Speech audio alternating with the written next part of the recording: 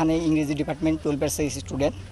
তো আমাদের এখানে যে ঝামেলাটা হয়েছে, এখানে অ্যাকচুয়ালি আমাদের কর্মসূচি ছিল অবস্থান কর্মসূচি। আমাদের উদ্দেশ্য ছিল আমরা মডার্নে গিয়ে অবস্থান করব, কিন্তু আমাদের যে এখানে ছাত্র সংগঠন আছে তারা আমাদের আগেতেই জানিয়ে দিয়েছিল যে অবস্থান, ছাত্রলীগ ছিল এখানে। তো ওরা আমাদের জানিয়ে দিছে যে এখানে হচ্ছে আপনাদের অবস্থান কর্মসূচি করা যাবে না, আপনারা হচ্ছে পদযাত্রা করেন। আমরা সেটাতে একমত হয়ে আমরা এখানে পদযাত্রা করার জন্য ইচ্ছুক ছিলাম, কিন্তু তারা পরবর্তীতে আমাদের আরও ফোর্স করে আমাদের যে সবার সাথে কথা ছিল আমরা হচ্ছে পদযাত্রা করে চলে আসব। কিন্তু আমাদের যখন ক্যাম্পাসের গেটে যখন চলে গেছে তখন ছাত্রলীগ সহ বাকি স্যাররা যারা আছে তারা আমাদের হচ্ছে বাধা প্রদান করছে। স্যাররা অ্যাকচুয়ালি যখন সামনে আছে তখন পিছন থেকে এবং তাদের যারা তৃতীয় পক্ষ ছিল তারা স্যারের উপর আক্রমণ করে সেই দায় আমাদের সাধারণ শিক্ষার্থীদের উপর চাপানোর চেষ্টা করছে। এই রকম যে আন্দোলন থাকে সেই আন্দোলনগুলোতে বরাবরই ছাত্র তৃতীয় পক্ষ ঢুকে এবং সাধারণ শিক্ষার্থীদের উপর দায় চাপানোর চেষ্টা করে।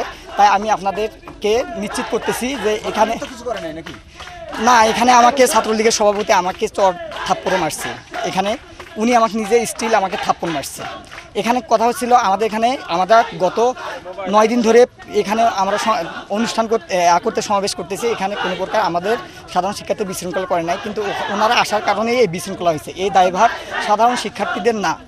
আচ্ছা ঠিক, আরেকজন বলি, আরেকজন ভাই 1 মিনিটে দাবি বলেন তো এখন আমাদের কি করতে চান এটা একটু জানতে চাই।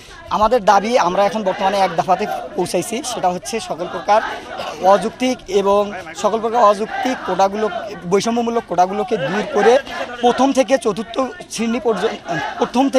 শ্রেণী পর্যন্ত যথাযথ কোটা সংস্কার করা। আর এখানে আমাদের হচ্ছে বিচার বিভাগের সাথে আমাদের কোনো সম্পর্ক নেই, আমাদের সম্পর্ক হচ্ছে নির্বাহী বিভাগের কাছে।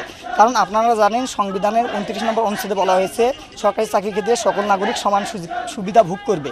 কিন্তু এখানে আরও আছে যারা অনগ্রসর জনগোষ্ঠী আছে, তাদের জন্য একটা নির্দিষ্ট কোটা ব্যবস্থা থাকবে।